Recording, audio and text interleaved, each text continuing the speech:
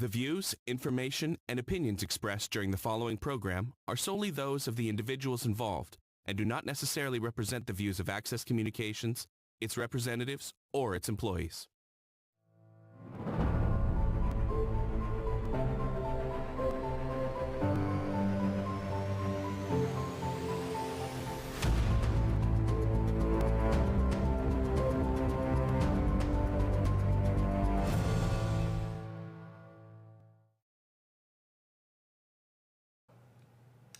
Good evening. Welcome to the AccessNow Decision Desk here in Weyburn.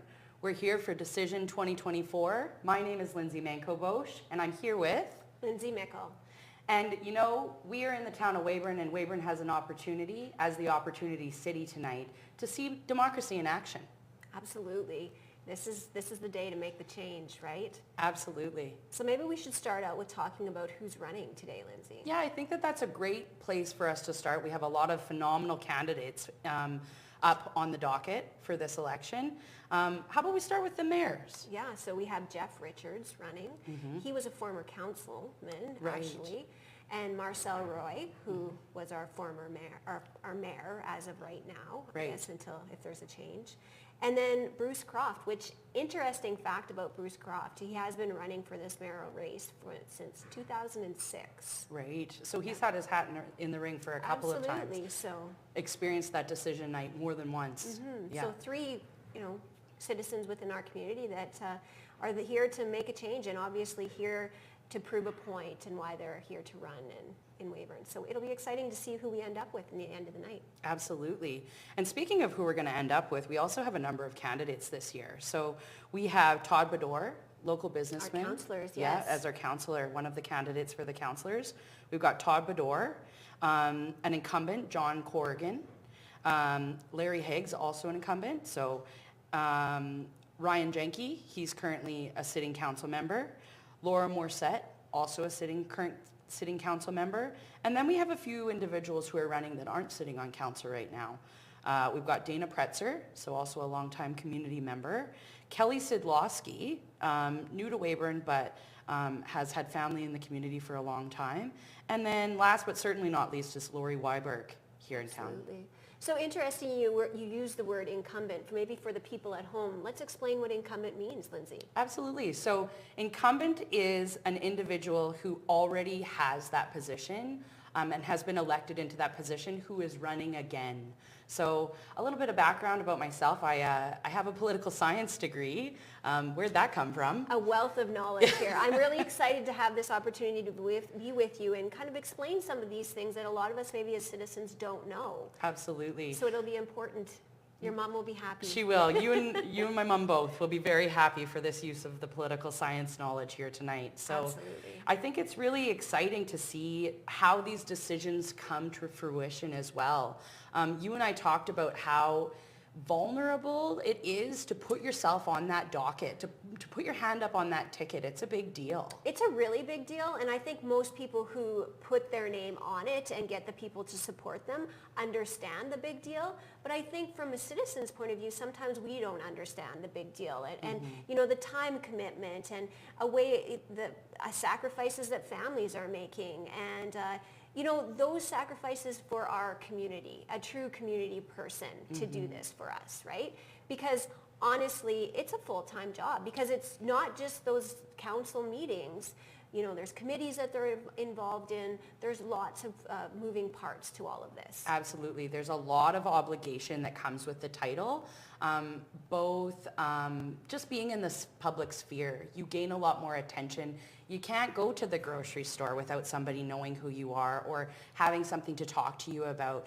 And so that personal sacrifice for the community, I think, is something that very often is underplayed when you consider people who are championing our community like this. Absolutely, and to be on all the time, right? We talk about that a lot, about living in a fishbowl when you're in this position. And, You know, until you're actually living it and doing it, I don't think a person really could understand.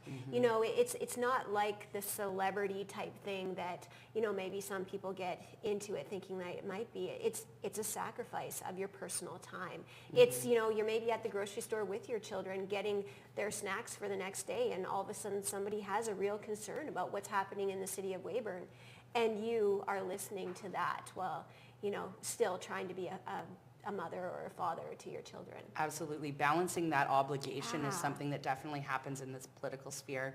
And, you know, I think just looking at this list of candidates, we have a really interesting mix of people at different points in their life. Yeah, when I looked at that, I was really excited about it and interested in how that all is going to work out. Because, you know, like I look at someone like Kelly Sidlowski, for instance, and being such a young person in our community with young children, and, you know, the demographic of it is exciting to me. You know, like I feel like to have that voice on council when you're at that point in your life, it's a huge asset. And I believe Ryan Janke's at that point in his life as well, Yeah, right? absolutely. Yeah, for for sure. And then we have a number of people who have just been real stalwarts in the community that have been born and raised here and have had massive careers in a number of huge positions. And that sort of dedication has now seeped into this kind of public sphere of public office. For example, Laura Morissette, I mean, she's been on since 2012, and I would venture to say she is part of the Access family, that's for sure. Yes, absolutely. But truly just this humble champion of our community, and something that's really admirable. And truly wants to make a difference for the right reasons, you know, and those are the kind of people that you want on this, you know, has a heart invested into our community. And those are the kind of people that I always love to see running, that are invested in making Weyburn a better place. Well, and absolutely. And then you have individuals like Todd Bedore, who, I mean, ran a business here locally up until very recently. And that's really important for that perspective, especially with the revitalization of our downtown area and really trying to promote that business aspect of Weyburn and to support the small business. It's always good to have somebody on council who's going to be the voice for that small business and our businesses in Weyburn. Absolutely. And speaking of being the voice for business, I mean, Larry Higgs, another candidate on council, he was literally the Chamber of Commerce president for years. And another great asset. You know, our partnership with the Chamber is always a huge asset, and working together to bring things to our community. And Absolutely. Other individuals that are definitely worth noting here, I mean, Dr. John Corrigan, he is a longtime chiropractor. He's provided service. When you trust somebody with your body, you hope that you would trust them with their politics. Well, and you know, the interesting point from John Corrigan too is I feel like he was also one of our Weyburn Red Wings. And you know, that always goes back into community, and it's kind of a staple in our community. We have a lot of people in Weyburn who were former Red Wings and actually have made Weyburn their community because they came here to play hockey. Right? So it's always nice to see a real array of people from all different aspects of our community. Absolutely. And I mean, same thing, Dana Pretzer, he has had years of experience on our police force. Service, right? Absolutely, acts of service. And then last but certainly not least, we have Lori Weyburn, who had years and years of municipal experience in her working career and is now coming full circle back to bring that experience to the forefront as an actual council person. So. And the knowledge that would bring to the table as well. Yeah, right? There's so much when it comes to the inner workings that us as citizens don't necessarily understand, that is such a powerful tool to take into office. Yeah, and sometimes I think that we also lose our thought process in the fact of, you know, new is good, but the learning curve that comes to being somebody, a new councillor or new to the mayoral role, right? That always is, there's such a learning curve there that I think a lot of people that get into it don't understand as well what you have to learn in order to become a good councilman or a mayor in our community. So sometimes we see people who continue to run because they've invested all that time, and then it's a great thing for our community to see that happen, and they want to be a part of it every time that there is an election too. Right, absolutely. I think that commitment's something that just doesn't get shone on enough. And this is the nice thing about this and group of individuals who have thrown their hats in the ring this time, or Weyburn Red Wing helmets, if you will, but is that we have 6 seats tonight on our council as well. Yes. And so with 8 candidates, you are going to see that mix of old and new. We have council people who created that strategic plan in 2024 and will be carrying that vision into 2027. We have individuals who will be breathing new life into that strategic plan.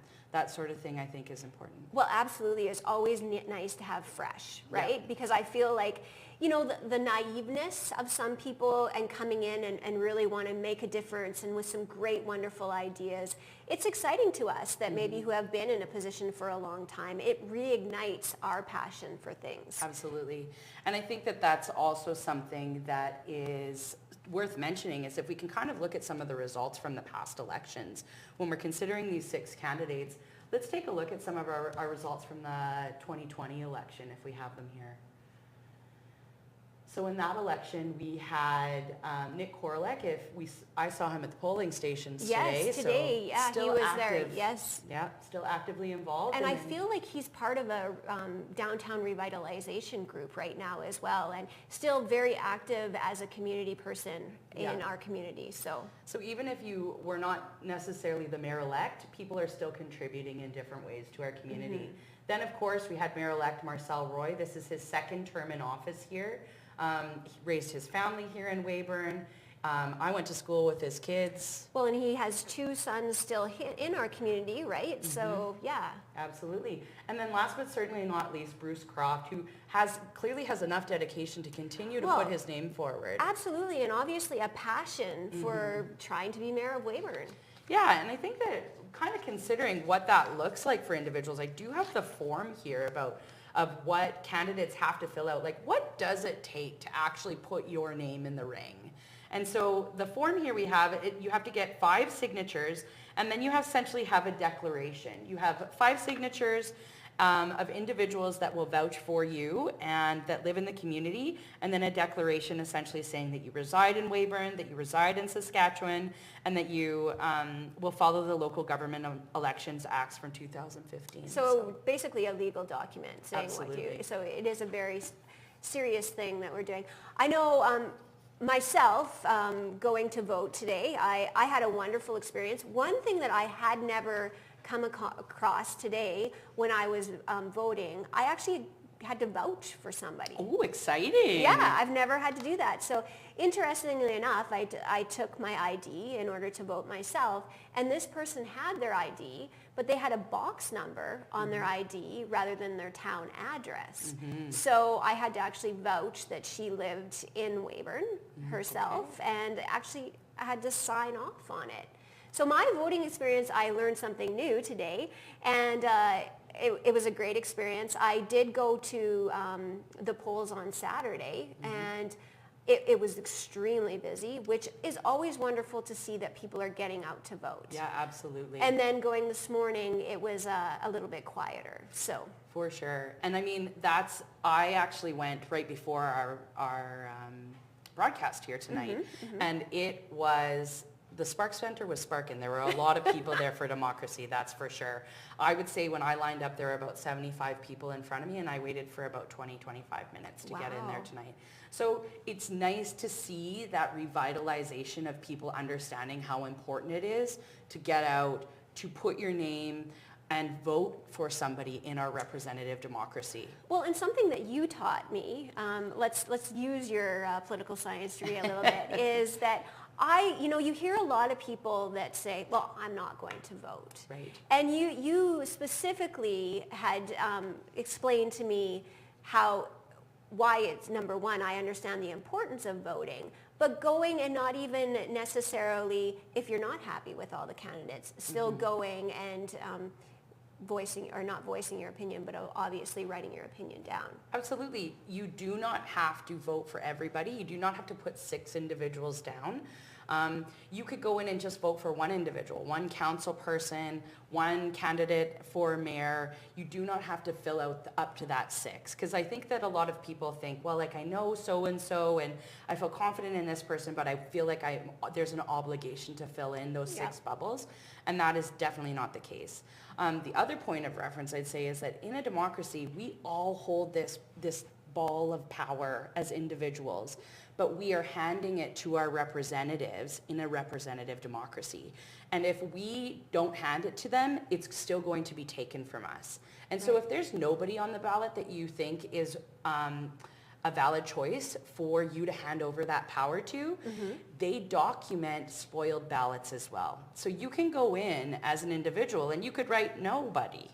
And those numbers are also tallied and documented as well. And so I think that as a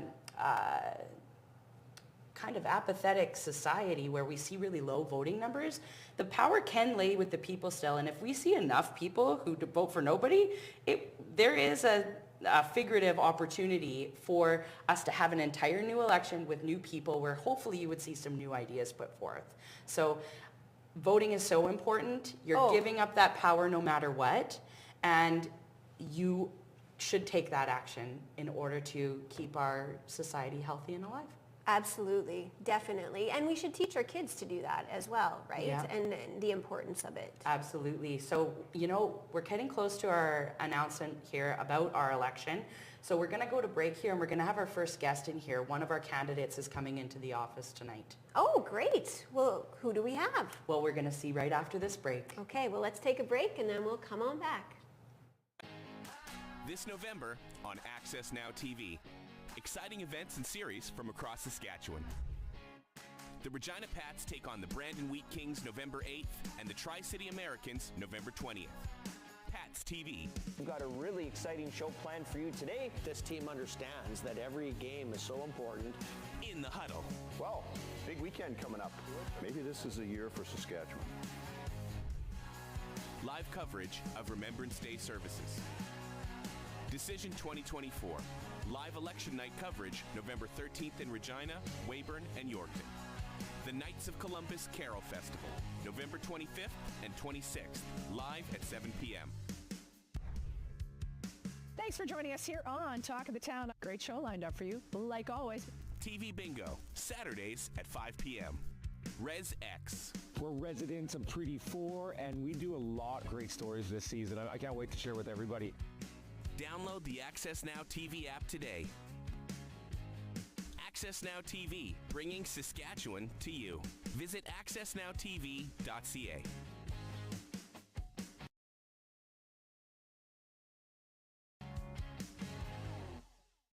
Tune in for your chance to win big with Access Communications Children's Fund TV Bingo every Saturday at 5 with a prize board between $7,000 and $15,000. Cards are $14 with all proceeds going to the Access Communications Children's Fund. Watch and play every Saturday at 5 for your chance to win TV Bingo, only on AccessNow TV. Visit myaccess.ca/TV Bingo. Hi, I'm Marshall Hamilton. Please join me and my co-host Brenda McGuire for In the Huddle on Tuesdays at 7 p.m. with special guest panelists and breakdown of our weekly highlights. Brought to you by the Capital Automotive Group. Year-end clear-out has arrived at Titan Automotive. Drive away today with $0 down. That's right, $0 down. No credit application is refused, and if you buy a vehicle, you get a trip for two to Las Vegas. At Titan Auto. It's really hard to learn when you're hungry. I'm Lynn. I'm the Executive Director of Regina Food for Learning. But we're a non-profit charitable organization dedicated to feeding at-risk youth in Regina schools. So we send out snacks, lunches, and breakfasts to schools to feed hungry children. The food is more than just filling their tummies, but it's also giving them the belief that someone hears them and sees them and cares about them and wants them to succeed. For the 23-24 school year, we provided a little over 119,000 snacks, just about 28,000 lunches, and 24,000 breakfasts. The Access Children's Fund donation will pay for about a whole month's food to feed 1,000 kids. It's pretty amazing. They'll have a child that's struggling with their behaviors in class, and you feed them a meal, and all of a sudden they're sitting quietly and they can learn and they can concentrate. Thank you so much to Access Children's Fund for their donation to Regina Food for Learning. This donation means the world to us, and it's going to go a long way in helping out those hungry kids. You can reach us on our website. We also have Facebook, Twitter, and Instagram, or you can give me a call at 306-565-8632. And as we feel that excitement on election night, we actually have our first guest tonight. We are here with Dr. John Corrigan. Thank you so much for joining us here in-house to talk about the election, while I'm sure that you're a busy guy tonight. Well, thanks for having me. Actually, no, I was just sitting at home on the couch, just waiting for results to come in, and this is great. You know, it's fantastic to be able to do this on election night, and unlike the last time I ran 4 years ago, which was a totally different scenario. I mentioned that at the All Candidates meeting too. We had no one in the auditorium when we did that last time, because of course COVID at the time, and very limited number of people there. And so it was really great to see the community engagement that evening. And from what I understand, the turnout for the election, it's been really good. Yes. Yeah, really great. Love to see that community engagement from everyone. Yeah. I mean, I think a lot of it helps that our weather has been fantastic too. People want to get out. It isn't hard to get out, but I think people are just excited about what's to come and seeing who's going to be part of our community and who's going to lead us. It's an exciting time. Yes, absolutely. Yeah, we're really at a crossroads, and I think it's an opportunity in the Opportunity City to see what we can come up with. And we actually don't have the election results because there are people still lined up at the polls. So we won't have those results until they close the polls, and they don't close the polls until individuals there's nobody left in line. From what I understand, and there's still quite a lineup at the Spark Center. Yeah, so great. Yeah, it tells us a lot. It's been busy the entire time. I know I went last week. Andrea and I went to vote last week, and we went out for dinner, we come over to vote, we thought we'll just go in, we'll go out.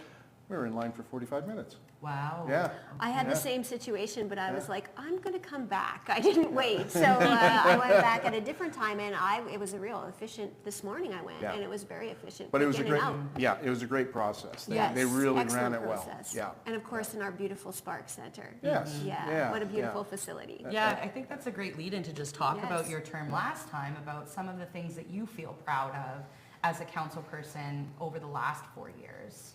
Well, a lot of the things are mundane things to the public. It's changes within certain bylaws and things like that. But one of the biggest things that I'm really excited about and moving forward with it is the investments that we've had in our infrastructure. Okay. Because that's a big part of what we do at City Hall, is improving roads, water, sewer, that sort of thing. And we've really seen that, especially this year. I mean, with the paving of First Avenue and Railway Avenue, and people are seeing the results of that. And I don't think we've seen that in quite a while, that sort of investment within our city. Right. And we're going to continue to see that because the staff at City Hall is working diligently with the provincial and federal governments to get grants to help us with those projects too. So I think we're going to see more of that happening in the near future. Right. Great. And speaking of those grants, I feel like there's an opportunity here to kind of talk to people in Weyburn about how fundings like that works. It's not like, hey, we get this pot of money and I get to do whatever I want with it. Can you talk to us a little bit about that? Well, I'm not the expert on this, but it's not a quick process by any stretch of the imagination. For instance, for the First Avenue funding, that's been 2 to 3 years in the making. And that's how long it takes to go through all the levels of government and all the approvals and all that sort of process. So I wish it was faster because there are projects that I'd like to see done next year, but we're going to have to wait for that too. So, and prioritize everything. And that goes for even other aspects within the community, our recreational facilities. I mean, obviously one that's at top of mind for a lot of people right now is the leisure center, the indoor pool. And yeah, everybody wants to see that done soon, but we want to do it right too. Absolutely. Yeah. Interesting, going back to what you said about how it's such a long process for a lot of things to occur. When you first got into council, were you a little bit surprised at that and, you know, the time that it does take? And did you have a little bit of compassion for the people who had served before you, now knowing the fact that everything does take time, and to do it correctly, to do it right, and specifically to get the grants maybe to help you? Yeah. It's always different looking from the outside in than it is from the inside out. I've had the opportunity to serve my own profession at the provincial national and international levels. I've kind of been involved in that sort of decision-making process in the past, but it's different. Yes. Yeah. So yes, I wasn't surprised for it to take time to do these things. Maybe a bit surprised at the length of time for some of them. Yeah. Great. You always hope they're going to happen faster. Oh, for sure. Especially when you know what's going to happen, right? You're excited to see the change. Right. And you have these balls in the air, and you're juggling them, and you know some are really close to landing, and you'd love to tell everybody about it, but you can't. Really, because you don't want to let the cat out of the bag, so to speak, just in case, until you get all those approvals and all the check marks and everything done, and then you make the announcement. Yeah. Absolutely. Yeah. Absolutely. And I guess what question, speaking of that, is what are you most excited about going into this next term? Continuing on the good work that we have been doing. Honestly, the issue, the situation with the leisure center, I see as an opportunity for us right now. Well, this is interesting. And why do you say that, John? Well, I mean, there's been lots of discussion over the years. I mean, the leisure centers, the indoor pool itself has been there for quite some time. We've been used to having that. And it's been a great facility. I remember when it opened and the excitement. I remember I worked there. It was amazing. But times change within a community and the user groups that you have. And, you know, there's so many new groups that are using that facility. Water polo, you know, speed swimming uses it more earlier in the season too. Lane swimmers. Yeah, synchronized swimming, swimming lessons and all those sorts of things. So it's an opportunity to look at that facility and see what do we need to do with it to make it a better facility. Right. You know, I agree. More accessible, more usable. And how do we go about doing that? Is that the place to do it? Is it somewhere else? And do you feel that what's happened in the past is it's more of a recreational facility as it is now, as opposed to something that is used in the sense of for organizations like athletes and things like that to promote our city, to bring others in? Yeah, I think there's that opportunity. If with the proper setup, it gives you that opportunity to bring events to the community, you know, provincial events and things like that. So if we have it built accordingly to meet those needs, it creates a great opportunity for the city. And is that something as council people you talk a lot about, is not necessarily just what our community needs, but what our community needs to bring others into our community? Absolutely. Yeah. Yeah, because that's about our growth. Absolutely. Yeah, I mean, it's not just about bringing in new business or new residents, but it's how do you attract them here? How do you keep people here? Absolutely. Yeah. I mean, we have a lot to offer. There's no question about that. We have a tremendous, it's just bringing it to the forefront, right? Absolutely. Yeah. Absolutely. Yeah.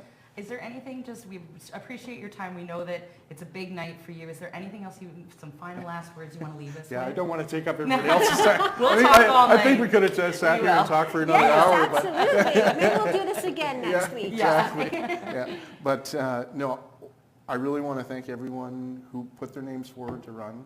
I heard you talking earlier. It's not an easy thing to do, to put your name out there and have the people decide, you know?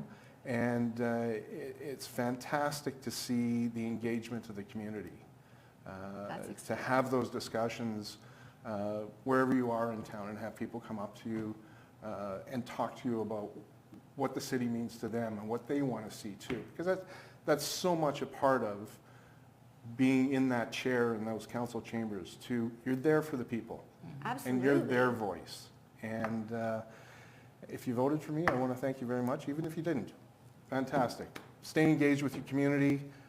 Help Weyburn grow and prosper. It's a great place to live, and it's only going to get better. I agree. We agree. Yes, thank you so much for your time.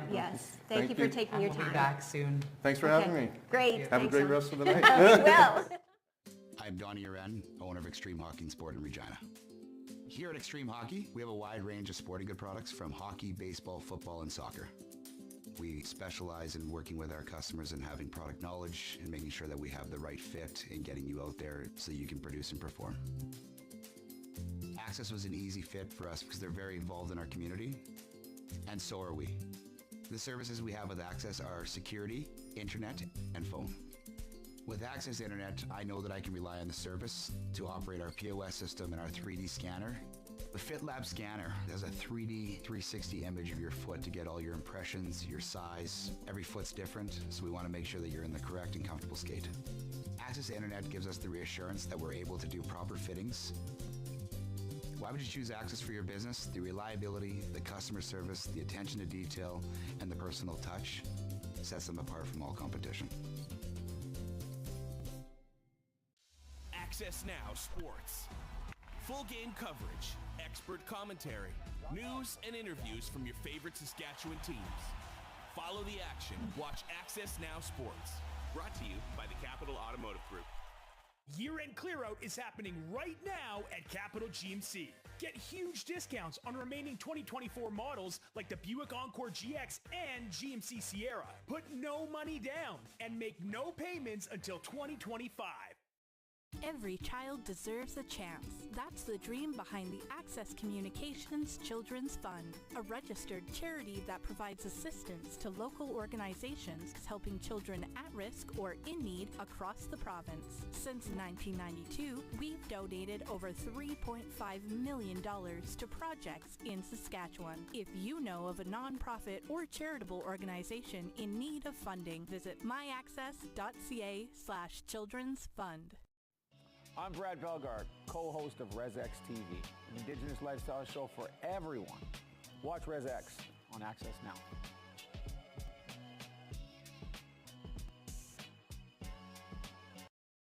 Good evening. We are back again here at the Decision 2024 desk with AccessNow. My name is Lindsay Manco-Bosch. And I'm Lindsay Mickle, and we're here with Jeff Richards. We're so excited to have you with us tonight. Thank you for having me. Yes. And so What Jeff, an honor. Yes, thank you. And speaking of honor, the honor is ours. Which position are you running for tonight? Yeah, so my role this year hopefully will be mayor in a few hours. Okay. I have 2 terms on council as a city councillor, and I decided it was time to run for mayor. Okay, so I'm really interested and intrigued by this. I'm just interested why, because I know when you run for mayor, you give up your position. Like, it's not like you will be a councillor. So why this year? What was the decision? It's a great question. And it's a long answer, so Yeah, it might be we've good got until time. daybreak. Okay, good. So when I first ran in 2016, ran for council for a couple of reasons, a couple of big policies I wanted to work on. Then turns out I really loved it. And I would say this with municipal politics, I don't have to tell you guys this, if you don't love it, you're going to hate it. Yeah, right? absolutely. Turns out I loved it. So then I thought, okay, I got lots to learn. And then we ran again in 2020. More or less same council, couple new faces, same mayor, same council largely, couple new faces, 2, 3 I guess. So that's quite a few. So then just after that election, quite a few folks came to me and said, why didn't you run for mayor this time? And I said, I didn't feel like I was ready. Like the mayor's role is no more or less powerful or impactful, I suppose, around the table because you're just a vote. You're one of 7, right? Yeah. But what the mayor does do, different than what councillors do, is a bit of leadership. Not a bit of leadership. I've totally undersold that. It's a lot of leadership. You're the team lead, right? You're the face of the community. Yeah. The figurehead, absolutely. Yeah. And so when council comes and council says, look, we want to try to do this, and then maybe 3 members of council don't think that's a great idea, you can't just not talk about it then. You have to do that. So, a year or 2 into this last term, it became evident that, I wanted to do that. And it became evident to me by talking to people in the community that they wanted me to do that. So that's exciting. And I thought, I'm not going to do this forever either. So if not now, then when? Right. That's the question you ask yourself. If not now, then when? And God bless her, and she's watching. My wife puts up with this. I don't know why she does, but she puts up with it and she supports me. And I'm young enough still that I got lots of energy. So yeah, now is the right time.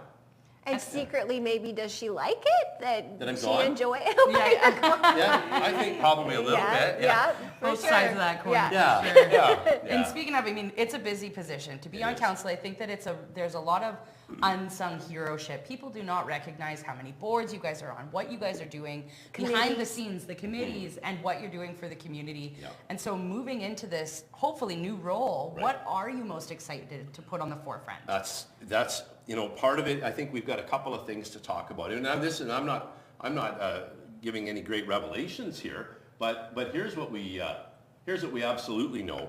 Cost of living is getting higher and higher in our country, and most certainly in our community. So one of the things I need us to focus on, and I would say this, and it's not an easy task. So these are very nebulous things that we say. I need us to focus, right? So one of the things we're going to focus on is getting our water rates maybe restructured. Okay. I'll give you this example. Right now, if you use 100 cubes of water in a month, or 6, you pay the same rate for every cube of water. But some communities in this country, or maybe some in the U.S. too, I suppose, they do what's called conservation pricing. So they'll say, okay, look, a family of 4, roughly you use 12 cubes a month. So those first 12 cubes will be a lower price. You know what? If you're using 100 cubes a month, you're just washing cars in the driveway here. Okay, right? yeah. So you might pay a little bit more for cube number 50 than you did for cube number 6. Okay. Which I think is a way that we can keep costs low. Second part of it is I would like us to, people always talk about how do we keep taxes low, Jeff? How do we keep taxes low? And for sure we want to keep taxes low, but that's easier said than done when we got to fix our streets and now our swimming pool is broken and we need things, right? We want to keep a safe community and have some new parks and all those kind of things. So when we do that, we can't keep taxes low. We need more taxpayers, right? So I always think about it like a loaf of bread. If you have 2 pieces of bread, there's a lot of butter on those 2 pieces of bread, and that's hard, and that breaks through the bread. But if you've got a whole loaf of bread, it's a little easier on every piece of bread to take that amount of butter, right? And that's because I love sandwiches. But Good sell, yeah. So I think that what we have to focus on is that, and then I guess probably the bigger piece out of the gate is building that team at City Council, building that team at City Hall. We've got a handful of department heads that work hard for our city, and they need support. And they need a strong conduit from City Council to them, and also, by the way, from them back to City Council. Because sometimes as a councillor, it's super easy for me to say, just go and do the thing. Right. I have no idea what that means, and nor should I. Right. You don't expect me to know how the water treatment plant works, I don't think, anyways, because I don't. So I need to be able to come back to council as the mayor and say, look, I've sat down with the department head here, and they've said, we can't do what you're asking us to do. Well, we can, but this is the cost of doing that. Do you want that cost? Right. Well, no, we probably don't want that cost. Okay, well then we're probably going to continue similar to what we've been doing. Right. So that teamwork piece has to happen. The leadership has to happen. I could talk all night, by the way. Do you have other questions? Well, you know what? I just think keep this going. is a great. This is exciting. The passion is infectious, and I think it's a great time for us to lead into our early results. We have. Yes. I'm not ready for this. Yes, come on, relax. This is exciting So it's the stuff. first results. These are the early results here, and so we have Bruce Croft, with 3 votes. Jeff Richards here with 585, and Marcel Roy with 301 in the mayor's position. So that is the mayor's position and that at we're the looking at. advanced polls. Yes. From there, in our top positions for candidates, we have Todd Bedore. Yeah. Yeah. Kelly Sidlowski with 705. Then Larry? Larry Higgs with 627. Todd Bedore with 601. Maybe Ryan next. Ryan with 620. Oh, that was Larry Higgs. Sorry. So Larry's 627, Ryan's 617. 617. Then it looks, he's got ahead of Laura by 2. Right. 615. Wow. That's close. Yeah, we've got a close race, especially with those advanced race. polls. Yes. But hefty numbers out of that. Hefty numbers out of the advanced polls. That's saying a lot. It is. I think. It is. Yeah. Were you excited to see the amount of voters that came out? I Isn't was. that remarkable? Do you know what? And I say this with all sincerity. Win or lose, voter engagement means we win. Yes. Right. Whether I'm there or not. That means our community is engaged. Bingo. Yes, That's exactly right. absolutely, yeah. So I want that. Absolutely. Yes. And I love this passion, and I want to talk about this further, some more of the things that you're going to be doing in the future if you get this position. And All right. we're going to go to a break, and we'll be back with you soon. Okay. This November on AccessNow TV. Exciting events and series from across Saskatchewan. The Regina Pats take on the Brandon Wheat Kings November 8th and the Tri-City Americans November 20th. Pats TV. We've got a really exciting show planned for you today. This team understands that every game is so important. In the Huddle. Well, big weekend coming up. Maybe this is a year for Saskatchewan. Live coverage of Remembrance Day services. Decision 2024. Live election night coverage November 13th in Regina, Weyburn, and Yorkton. The Knights of Columbus Carol Festival, November 25th and 26th, live at 7 p.m. Thanks for joining us here on Talk of the Town. Great show lined up for you, like always. TV Bingo, Saturdays at 5 p.m. Res X. We're residents of Treaty 4, and we do a lot of great stories this season. I can't wait to share with everybody. Download the AccessNow TV app today. AccessNow TV, bringing Saskatchewan to you. Visit accessnowtv.ca.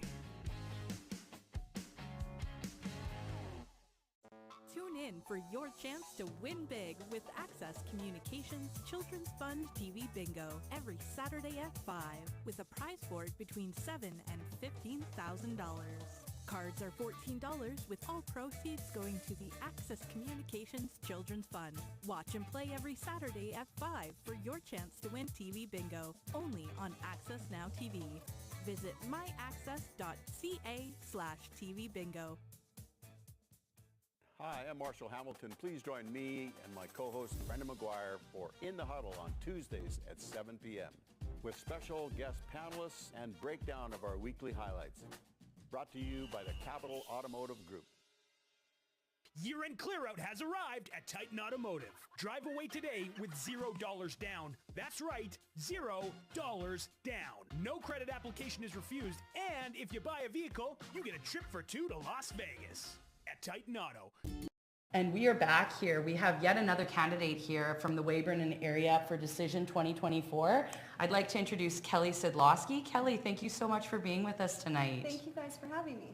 Yes, and it's really, I want to talk a little bit about your campaign, Kelly, because I really feel like you've put a real big effort into it. And as a community member, I really appreciated that. It showed a lot of passion for what you're about to go, you know, what your role that you're anticipating to get. So tell us a little bit about your campaign and why you took that route. Sure, thanks Lindsay. I guess I made the decision early on that I was going to do this, probably January or February, I decided. And so from then I realized that we moved here from Calgary just about 4 years ago. And I have a nice group of friends, and we've met lots of contacts through work and through our extracurricular with our kids. But I realized there were so many people that I didn't know. And then listening to people's concerns, I realized that I wanted to better understand what people were feeling. So I decided to reach out to people. I cold called people, both of you being one of them. And asked them to sit down with me for coffee so that I could listen to their stories, listen to their concerns and their thoughts and their hopes for the future of Weyburn. And that was kind of the path I took. So I think up until from February till now, I think I'm close to 50 coffees, amongst the other conversations that you naturally have with people, but that I actually sat down and got to meet people and listen to them. So all kinds of people from the Southeast Newcomers Committee to the Salvation Army to past councillors. So it was really interesting hearing everybody's story. Well, I just think I can't say enough about it. It just showed your passion for what you were about to embark on. So good for you. And it looks from what the results is, it worked. Thank you. Top of the advanced polls, that has to feel good for sure, coming into a new community, into a new role. And so we have children that are similar age. Can you talk about how that's influencing your campaign? And not just your campaign, but your vision for the future? Absolutely. I think it's really important for people with young kids to get involved, and I feel like sometimes we're too caught up in the busyness of our life that it might not be easy to do that. And so I thought, I always thought that I would take this path and get into something like this. And then I thought, Jeff used my line earlier, I heard it through the wall, that he said, if not now, then when? And Absolutely. that's kind of what I thought. So I thought, what better time than now if I'm going to do it eventually, and then be able to connect with people in the same situation with young kids and be able to advocate for them. I think sometimes they don't have interest, and I knew lots of people who hadn't voted before.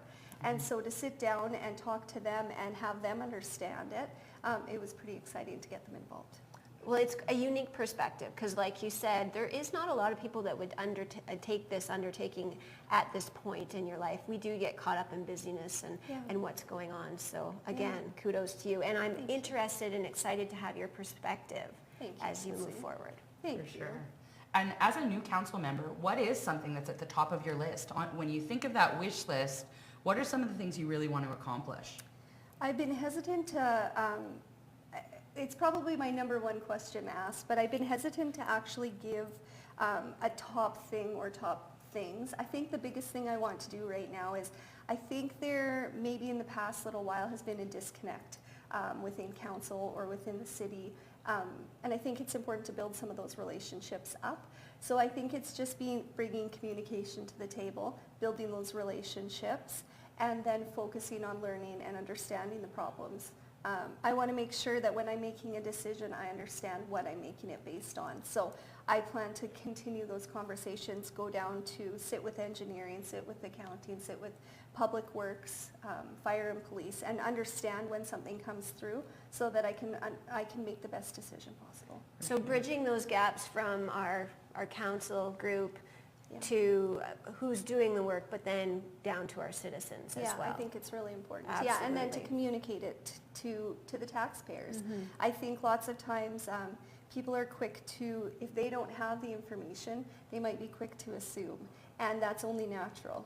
And so I think it's just getting that information out there and building the communication so that they know. How do you see yourself doing that, Kelly? I think just continuing the conversations I've had. I'm kind of toying with the idea of maybe just through my Facebook page or through an email or something, some sort of opening the lines of communication so that if people want to see or want to know, then they have the access to. So maybe after a council meeting, I'll do a write-up and kind of explain what we've gone through and share it there maybe. Do you find that your age gives you a little bit different perspective when it comes to those things like social media and connecting with people through maybe ways that we haven't thought of in the past because of the demographics on our council? Yeah, maybe. I've never really thought about it that way, but that could be true. It might be an interesting thing to look into, right? Yeah. Yeah, considering the accessibility. Yeah. And I think that you have been very accessible throughout your campaign, and we just saw those early results. We were thrown to them there where you are currently in the top spot with those 700 votes, and then it looks like a very tight race from there. So we have our council people here where Kelly is in the lead with 705. Next up we have Larry Higgs with 627. After him, Ryan Janke with 617. And next up, Laura Morissette with 615. And Todd Bedore with 601. And our sixth place position is with John Corrigan with 519. So we have a tight race here. Yeah, we've got a lot of energy. Absolutely. And some great numbers to see in those advanced polls. And well, just exciting to, like we've spoke all night about how many people have come out to vote. Yeah, that's what I've heard from everyone, which is really exciting to see that engagement, and hopefully we see more people come out each time. Absolutely. Yeah. I think that you are an interesting perspective too, because you moved to the community during COVID. I did. And so we are seeing this kind of like resurgence and revitalization of people being excited to be out and about. Yes. Can you talk about the differences in that, or did that influence your experience? Yeah. Yeah, we moved November of 2020, so right in kind of the height. I think it had just kind of opened up and then closed down again. It was a little isolating for sure. You're in a new place, and my kids went to school, grade 2 and kindergarten, and they didn't know anyone, and I didn't know any parents, and I didn't even get to tour the school the first day, which was interesting. So I actually never got to go through Hague at all before it got torn down. But yeah, I think that it took a while to get comfortable, for sure. It's an intimidating community to come into. I think sometimes, I always hear sometimes your greatest strength is your greatest weakness. And I think how tight-knit the community is, it's an incredible thing.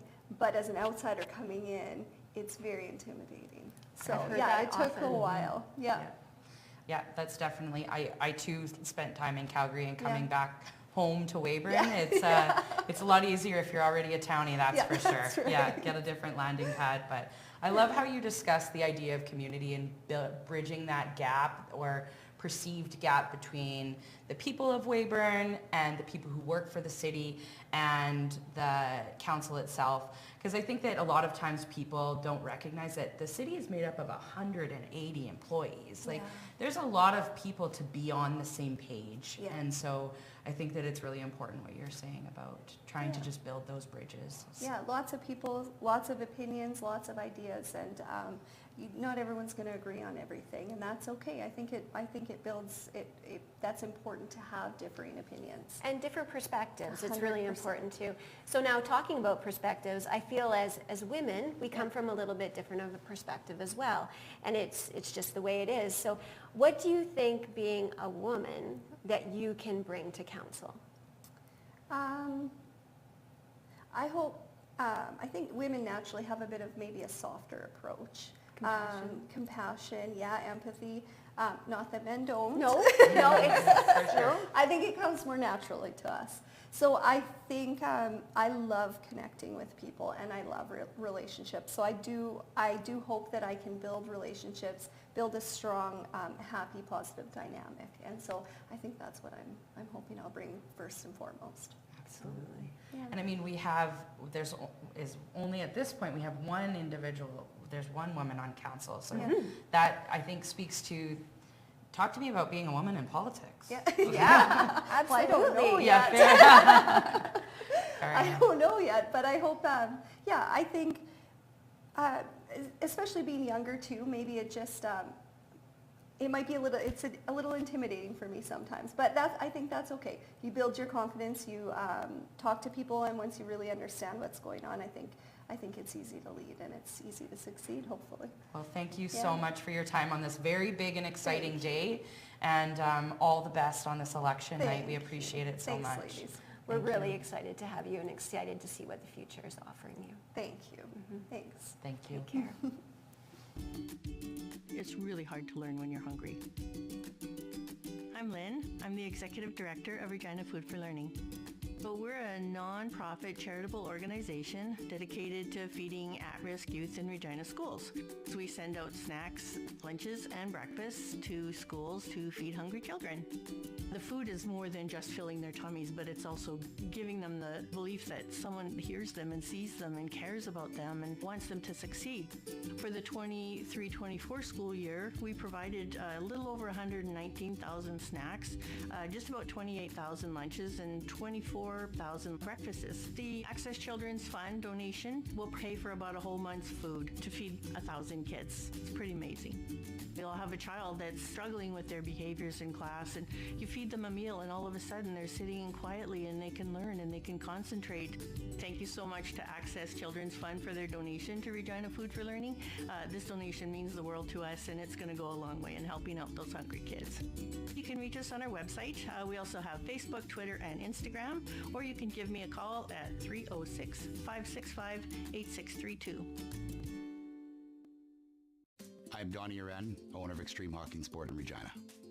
Here at Extreme Hockey, we have a wide range of sporting good products from hockey, baseball, football, and soccer. We specialize in working with our customers and having product knowledge and making sure that we have the right fit in getting you out there so you can produce and perform. Access was an easy fit for us because they're very involved in our community, and so are we. The services we have with Access are security, internet, and phone. With Access Internet, I know that I can rely on the service to operate our POS system and our 3D scanner The FitLab scanner has a 3D 360 image of your foot to get all your impressions, your size. Every foot's different, so we want to make sure that you're in the correct and comfortable skate.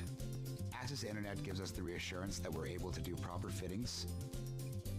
Why would you choose Access for your business? The reliability, the customer service, the attention to detail, and the personal touch sets them apart from all competition.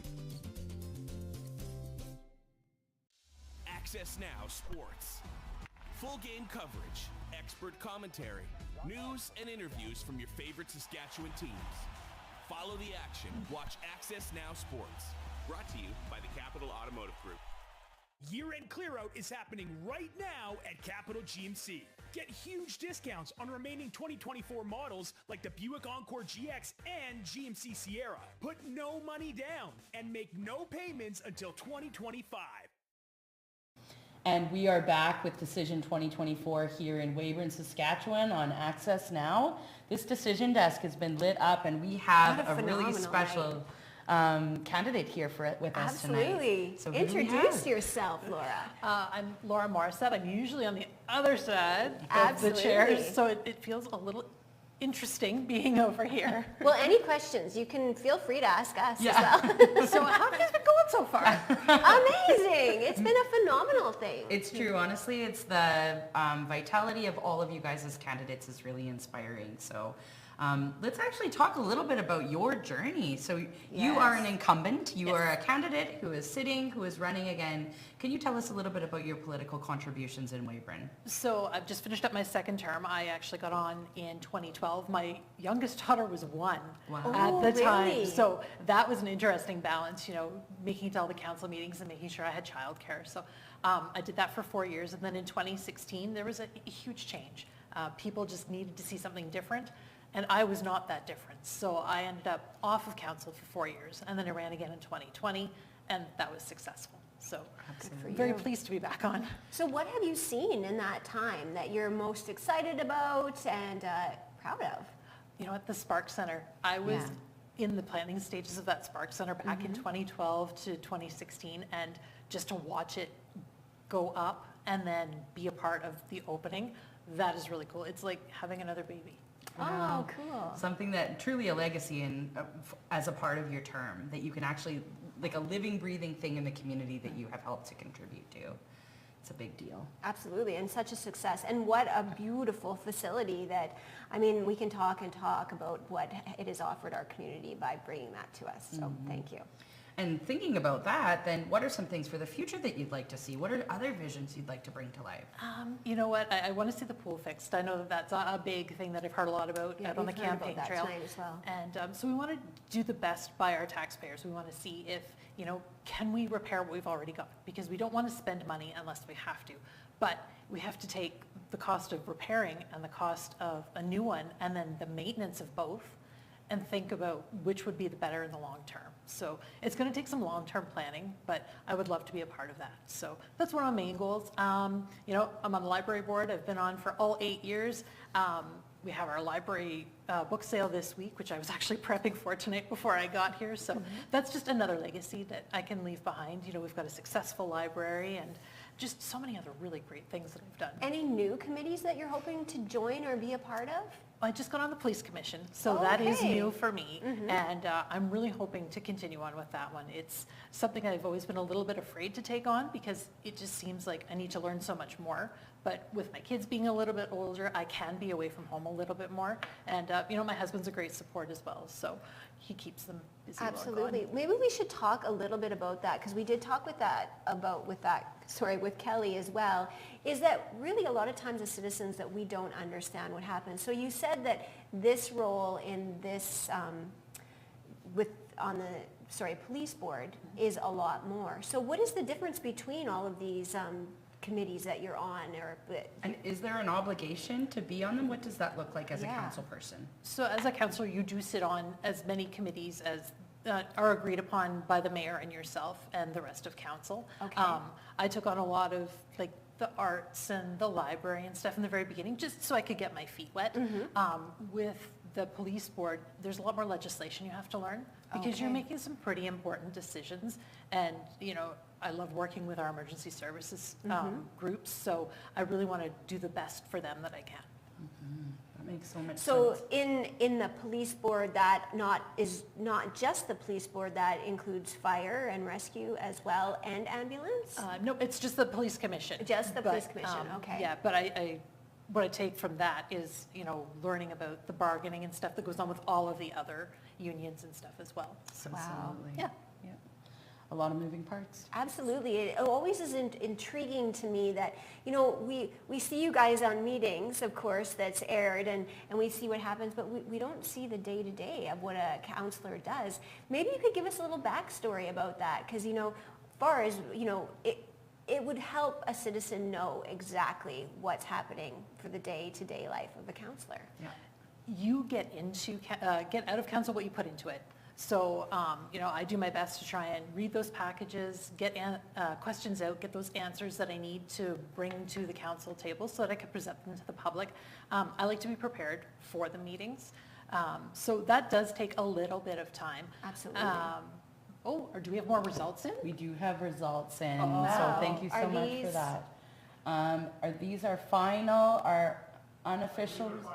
They are final results. So in the mayor-elect results position, we see that we have new mayor-elect Jeff Richards.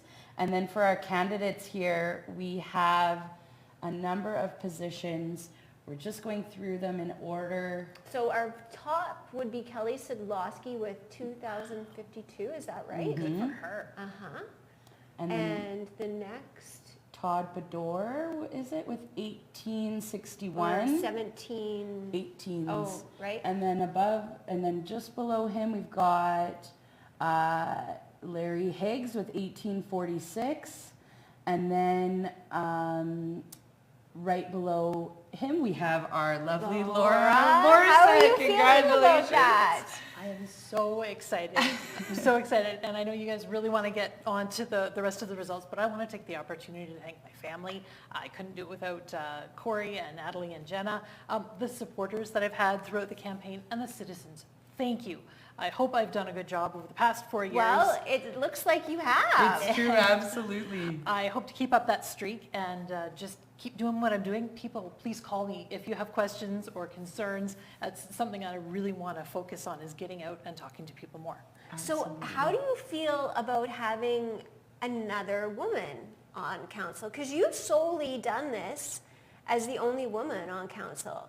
Just for the past 4 years, I have some pretty big shoes to fill. We've had, Deborah Button ahead of me and Nancy Stiles, and I got to learn from them. Yes. So I'm hoping to give back the way that they gave to me and teach people, or just show Kelly the ropes, because she's a brilliant woman, but I'm really looking forward to working with her too. Absolutely, for sure. And here we have another graphic of our results here. So we have Kelly Sidlowski elected, we have Todd Bedore elected.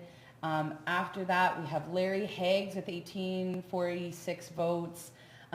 Next, Laura Morissette with 1808, and Ryan Jenke with 1783. And last but certainly not least, on council tonight, John Corrigan, and a valiant effort as well here for Dana Pretzer and Lori Weyburn. And absolutely a shout out to thank them for, it's to put your name out there for this, right? Yeah, it's definitely not an easy decision. No, for sure. Absolutely not. Yeah. Well, now that we know that you have a position here on council, let's talk about what do those first 100 days kind of look like? You know what, just getting back in, continuing on with a lot of the stuff that was already kind of in motion. Budget has to be done. One big difference from my very first term to the second term was they started passing budget closer to the beginning of the year rather than waiting for the provincial budget. So that we could get RFPs out. For people who don't know what that is, that's the contracts for your paving and that kind of stuff. Because those contractors, they get booked up so fast. And we want the best for the citizens of Weyburn. Absolutely. Well, thank you so much for your time. Congratulations. Yes. And we will have another candidate right after this break. Absolutely. Congratulations, Thank you so Laura. much. Every child deserves a chance. Access Communications Children's Fund, a registered charity that provides assistance to local organizations helping children at risk or in need across the province. Since 1992, we've donated over $3.5 million to projects in Saskatchewan. If you know of a nonprofit or charitable organization in need of funding, visit myaccess.ca/children's fund. I'm Brad Belgard, co-host of ResX TV, an Indigenous lifestyle show for everyone. Watch ResX on AccessNow.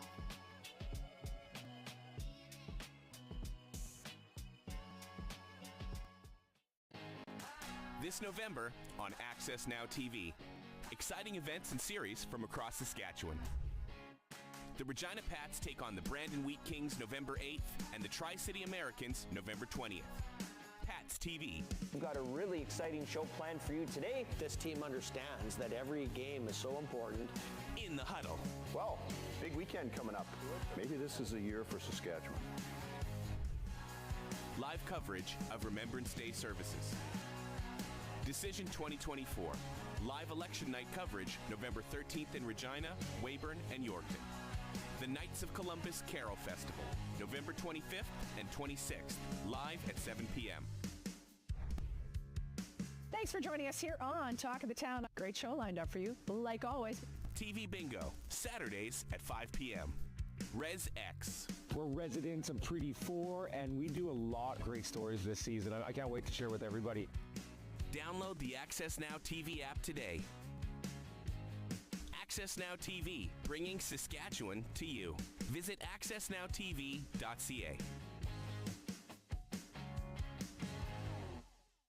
Tune in for your chance to win big with Access Communications Children's Fund TV Bingo every Saturday at 5 with a prize board between $7,000 and $15,000. Cards are $14 with all proceeds going to the Access Communications Children's Fund. Watch and play every Saturday at 5 for your chance to win TV Bingo, only on AccessNow TV. Visit myaccess.ca/TV Bingo. And good evening. You are here at Decision 2024 at the exciting point of the night. We have received those results, and we want to congratulate Todd. Thank you so much. Who would you like to thank, first of all? Let's start out with that, Todd. I think, first of all, the community of Weyburn. You know, that's something I've really strived to be on council, and obviously they supported me. Next, I had a lot of support from friends, encouraging me this way, and then my work. That's something you need to kind of ask permission, and they signed my forms, so I need to get them behind. Great. And then my family. They every adventure I go on, they're right behind me, and my wife sometimes left at home for a couple hours or days or weekends, but yeah, definitely that's the main people. That makes a big difference, having that support system, right? Yeah, to do it and give you the confidence to do it as well, right? Yeah.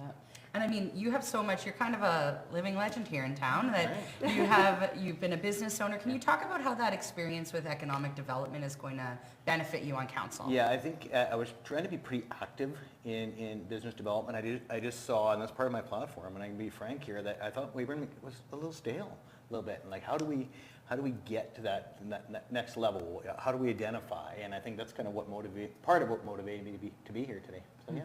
And what are some of those steps that you think could help kind of propel Weyburn to continue to be an opportunity city? Yeah, I really think we need to pick a lane and figure out what we stand for.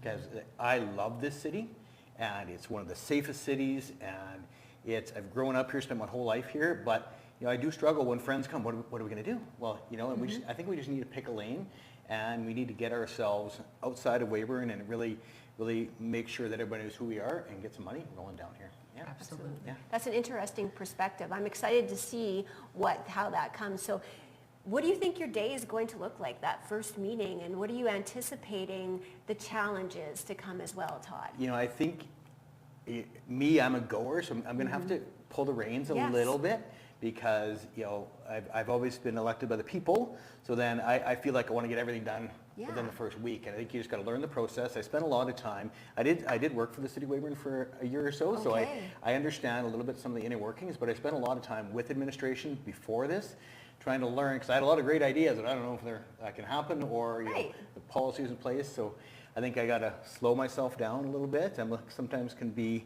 ready to go and just learn the process. And that's hard to do when you're a dreamer, I guess, right? It's like you're focused on the exciting things to happen, but there is a process that needs to occur to get there. And we talked a little bit from others about following those processes and the time it takes. And I do joke a little bit. I said sometimes government is like turning the Titanic with a fork, but it doesn't have to be all the time. No. We can move a little faster than maybe our federal counterparts or anything. Absolutely. And working and learning how we work with our federal and provincial counterparts.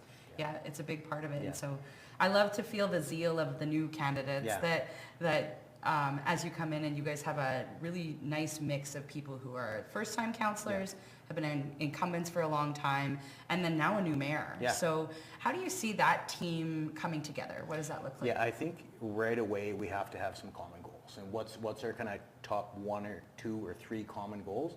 And then that's really the teamwork. There's going to be some debate, and I want there to be some debate. There should be. I have to have debate. And if I'm passionate about something, I'm going to be passionate about it. And if I lose my vote or it goes against, that's Team Weyburn. You know, we decided that, and that's democracy, and I got to move forward from that. And I think that cohesiveness there has to happen. I want to have some spirited debate, but you have to have respect moving forward. Absolutely. Yeah.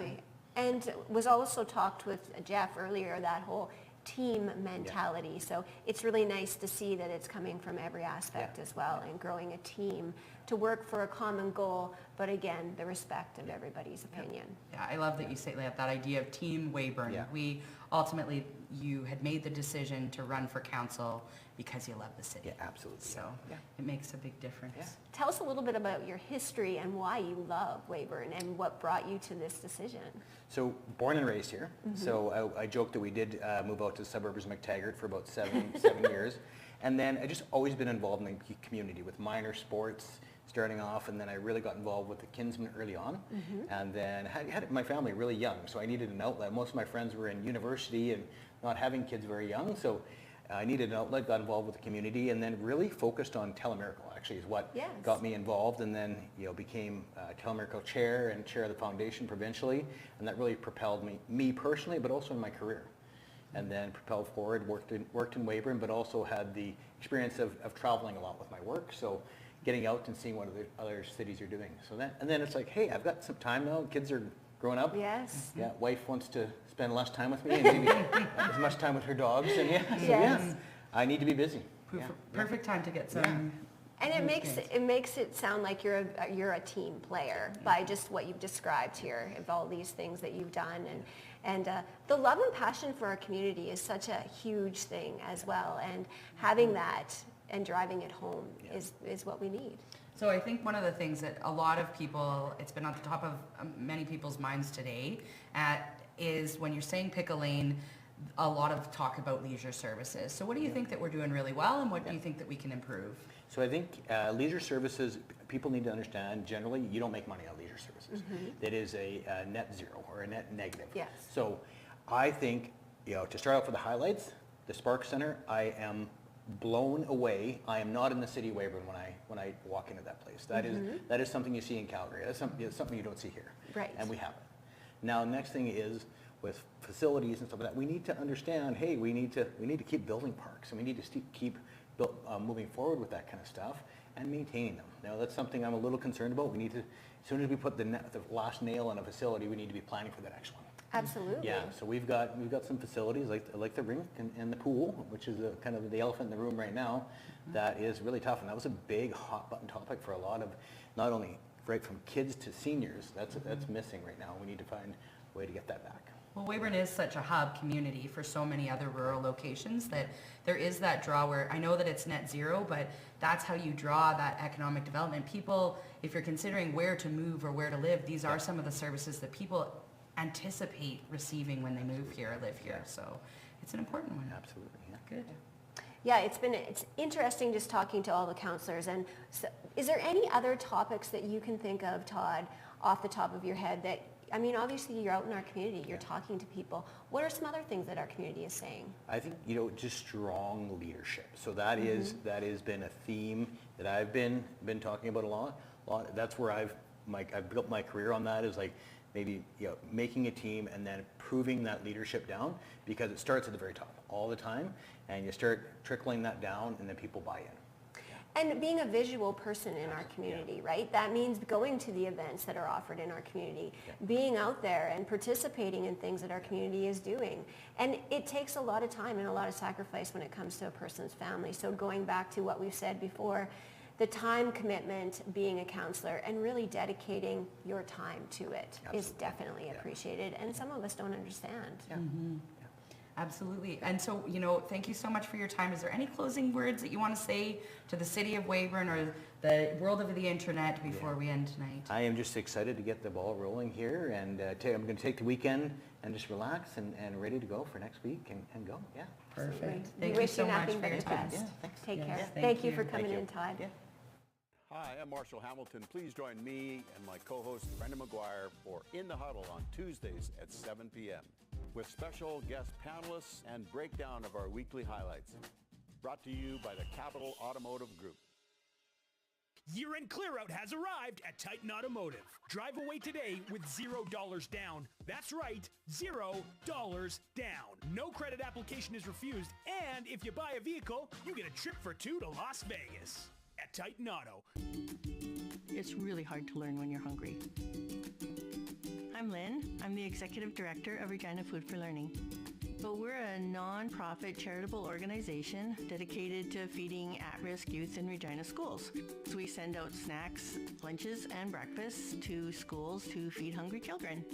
The food is more than just filling their tummies, but it's also giving them the belief that someone hears them and sees them and cares about them and wants them to succeed.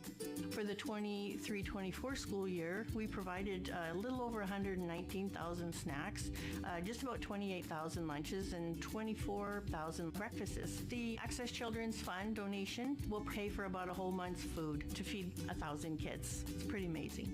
You'll have a child that's struggling with their behaviors in class, and you feed them a meal, and all of a sudden they're sitting quietly and they can learn and they can concentrate. Thank you so much to Access Children's Fund for their donation to Regina Food for Learning. This donation means the world to us, and it's going to go a long way in helping out those hungry kids. You can reach us on our website. We also have Facebook, Twitter, and Instagram, or you can give me a call at 306-565-8632. I'm Donnie Uren, owner of Extreme Hockey and Sport in Regina. Here at Extreme Hockey, we have a wide range of sporting good products from hockey, baseball, football, and soccer. We specialize in working with our customers and having product knowledge and making sure that we have the right fit in getting you out there so you can produce and perform. Access was an easy fit for us because they're very involved in our community, and so are we. The services we have with Access are security, internet, and phone. With Access Internet, I know that I can rely on the service to operate our POS system and our 3D scanner. The FitLab scanner has a 3D 360 image of your foot to get all your impressions, your size. Every foot's different, so we want to make sure that you're in the correct and comfortable skate. Access Internet gives us the reassurance that we're able to do proper fittings. Why would you choose Access for your business? The reliability, the customer service, the attention to detail, and the personal touch sets them apart from all competition. And we are back here at Decision 2024 here in Weyburn, Saskatchewan. What a phenomenal night, Lindsay. It's been a phenomenal night. Exciting results coming in, and well, we've got our results. And we got our results, and we have another incumbent who has been voted in, a councilperson-elect, Ryan Janke. Thank you so much for joining us tonight. Thank you so much for having me, and thank you for saving me for last when I don't have to come on early and not know what's going to happen. I got to say, everybody did it with a lot of grace and a lot of humor, and so we really appreciate that tonight. It's a big night for all of you. It is a big night. I've had a great time watching everybody else who's been up here. You guys have been doing great. Thank you. And it's been really exciting to see, kind of the different vision for our community that everyone's got. I can't wait to actually get to the table now with this new group of old and new councillors who all have wonderful ideas for how our community can grow. Well, let's talk about the demographics now that we know who's on council, and what are you excited about when you see and you see who's on council? What you expected, Ryan? Well, I don't like to expect anything. I mean, if we've learned anything from recent elections, it's really hard to know what's going to happen. And I mean, that's a good thing, right? The people have their say. That's what democracy is all about. That said, I'm glad that the incumbents who are back in are back in. Every one of them brings something different. I mean, Laura's great work at the committee level with library board and her doctor retention. The really hard, long hours that John puts in on police commission. I know Laura's on that now too. And then a wealth of experience in the economic development, which you guys know is my passion as well, that Larry brings to the table. Really, every one of those incumbents excels in a job that I'm glad they're there to do, because I don't know if I could do any of them as well as they can. And it's nice that we can all kind of play to our strengths. And I'm super excited to be there with Kelly, who brings a whole new perspective to it, and Todd, who nobody knows infrastructure in this town better than Todd does. I remember back when he was there, he took me for a ride when I first became a new councillor and pointed out stuff he wanted to do differently, and just a wealth of ideas. And I'm really thrilled to have that experience at the table. So you said your kind of passion and baby has been this economic development. Tell us what you've been really proud about in your last term. Well, I like the Why Not Weyburn campaign. I mean, I know there's a drinking game out there. Every time I say Why Not Weyburn, that someone has to do it. So for the crowd at Pump Jacks, why not Weyburn, why not Weyburn, why not Weyburn? I love it. But I'm a big fan of that program, and I've got some great ideas I want to bounce off W-Red and the Chamber and Monica and the whole crew about how we can kind of take it to the next level. Maybe shift the focus a little bit off bringing individuals to town and more about investment dollars. I think there's opportunities to be had there. And I like some of the Weyburn Builds program and stuff we've done there. I think that our tax incentives can be put up against any municipality in Saskatchewan, probably all across the prairies. And we stack up really well. And I think we're poised to have a lot of success. I know that there's issues. I know infrastructure is a problem, but everyone has that. And all we can really do there is keep working on it, keep putting the right people in the right jobs, and do the real fixes. You know, I hear from time to time, why don't we put more cold fill into those potholes? And you know, there's nothing wrong with cold fill, but you have to do it almost twice a day because it gets pushed out so quickly. We need to get out there and fix those properly. And more importantly than fixing potholes, we need to rebuild these streets in a timely manner. And it's a problem for everywhere. You know, the reality is our construction season is only 5 months long. Everybody's construction season is only 5 months long. So even if we had all the money in the world to do it, we still only have 5 months to get it done. So our winters are hard. Winters are hard, and they seem to be getting harder or different. I don't know what it is, but the natural enemy of pavement is standing water on that. We've had so much of that lately. I never thought in Weyburn we'd be complaining about too much water, and we're not. It's been so dry. Yeah. But you know, that's an issue too. And then we need to talk about some of the facilities we have in town too. We're all super proud of the Spark Center. We've got a couple other ones we need to bring up to that level, and I think we've got the right team in place to do that. Absolutely. Great. Speaking of new centers, I mean, you've been involved on so many different committees around town. You're on a number of different boards. One of those being the new movie theater project that's happening and being spearheaded. Talk about how the whole community has been involved in some of these decisions and how that project came about and what that looks like as well. Well, I want to be clear that the theater project is not a City of Weyburn project. But yes. I mean, the election's over, so I don't have to feel guilty about campaigning on that. This really is a community project because it's entirely funded by people from the community. And this is the citizens of Weyburn saying, the big theater chains don't want to come here. We don't care. We don't need them. We're going to do it ourselves. Great. And because we've done it ourselves, Landmark Cinemas administers a group of community-owned theaters, and they can be a buying group for us. So as an individual theater, if we went to Disney and said, we want to have the new Pixar movie or the new Avengers movie or whatever, it's going to be tough to deal with them. When we can be part of this group with 300 more screens altogether, now they're going to listen to us. That's a chunk of change that they don't want to miss out on. So we can make this work. And the community really has pulled together on this. We're most of the way to our goal. There's still some work to be done. But just the amount of outpouring, the people who stop me on the streets and say, you guys are doing good work, don't give it up, that's what really kind of makes us stand out. And I think that's the kind of spirit we need to bring to a lot of the ones we're doing. As an example, what to do with the pool situation, there needs to be some consultation on that. We need to have, I'm not saying that everyone needs to start making sponsorship donations to it like they did with the theater, that's not what I mean. But the idea of having the user groups, having the people who really are invested emotionally in the pool and what it can bring to the community, what services should be there, how long does it need to be, stuff like that. Those are the kind of things we need to have that engagement on, and I can't wait to have those conversations and really figure out what the right move is there. Because, I mean, there's going to be some expense in upgrading that facility, but I think that there's a right opportunity to do that and get what we really need here. And it's an interesting perspective, and it takes time to get all of those voices and listen to those voices and make those decisions. And unfortunately, we're not very patient when it comes to things that we want, right? So it's the patience that's required in order for that to happen as well. Do you see something happening with our rink as well? Because that's the unfortunate thing about as time rolls through, is that we have an issue with our pool at this point. How is our rink standing up? Well, some of the facility upgrades that have gone into the rink have kind of stabilized the structure there to the point that I'm less concerned about that. Now, there are other concerns in the building, in some of the age. A lot of that building is grandfathered for kind of construction practices that I don't know would be what we would do right now. So I think there's an opportunity to do some improvements there too. All this comes at a cost though, and I'll qualify everything I say with the rink as this is outside my area of expertise. You know, I know you had the mayor-elect on here earlier saying that he doesn't know how the water treatment plant works. I don't know how to build a rink. But I know we've got the right people who do, and I know we've got the right user groups who have a stake in how it should be done and what we want out of that facility. And same over with, you know, we got some roof issues at Tom's Andy that need to be addressed, and that's happening right now. We'll get those done, but more importantly, we're going to communicate with the right people and find out what do we actually need to do and do it properly. I think there's been a lot of conversation tonight about how council people are the conduit between the bureaucracy, or like the arm, the moving arm that does all of these actions for the city, the 180 employees, and then the actual citizens. So you're holding up these two kind of different areas that are both very important. How can citizens best engage with you as a council? Well, most of our phone numbers are available right on the City of Weyburn website, so that's always a great way to do it. I encourage you, come out to a council meeting.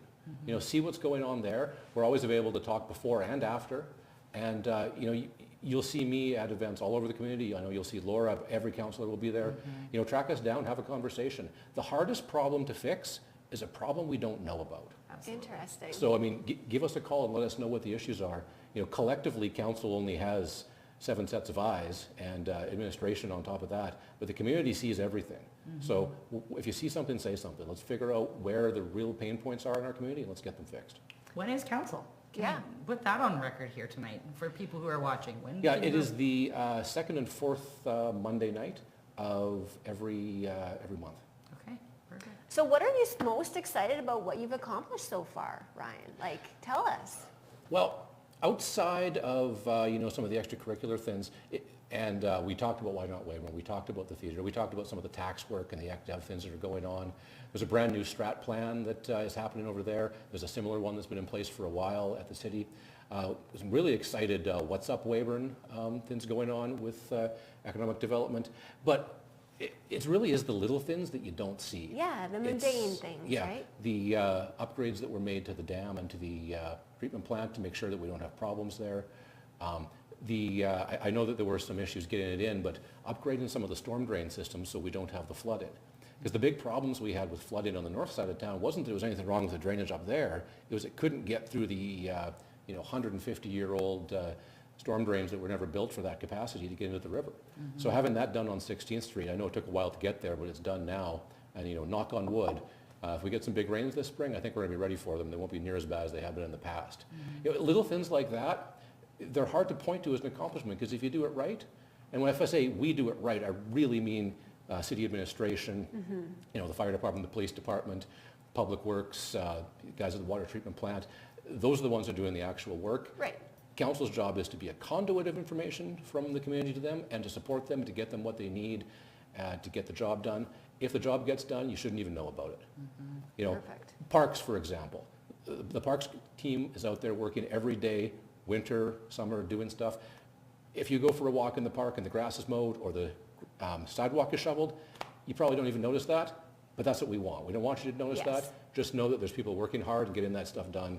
You know, those trees don't prune themselves, and you wouldn't believe how many trees we actually have if you count them. But it all gets done because we have the right people doing the right jobs. And doing the jobs, absolutely. Absolutely. So thank you so much for your time. Do you have any closing statements you want to leave us with tonight before you go Thank off you. and enjoy your night? Well, I do have one thing I want to say. Thanks for throwing this opportunity to me.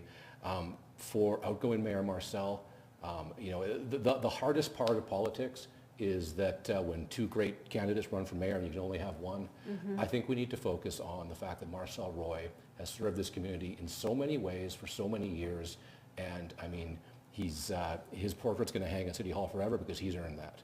And you know, not everybody voted for him, but I think everyone has to agree that he has done more than his share of service for this community, and we need to applaud him for that. Absolutely. 100%, and thank you for bringing that to the forefront. That's very appreciated by him, I'm sure, but us as well. And you're totally right when you say that. It takes a lot to put yourself in that position, and sometimes it can be a very thankless job. Absolutely. Yeah, absolutely. Thank you Quite so right. much. All right, well, thank you so much. Have a great evening. You as well. AccessNow Sports. Full game coverage, expert commentary, news and interviews from your favorite Saskatchewan teams.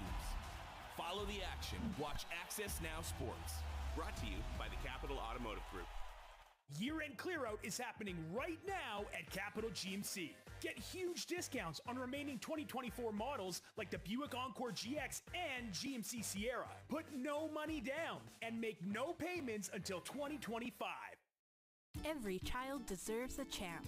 That's the dream behind the Access Communications Children's Fund, a registered charity that provides assistance to local organizations helping children at risk or in need across the province. Since 1992, we've donated over $3.5 million to projects in Saskatchewan. If you know of a nonprofit or charitable organization in need of funding, visit myaccess.ca/children's fund. I'm Brad Belgard, co-host of ResX TV, an Indigenous lifestyle show for everyone. Watch ResX on AccessNow.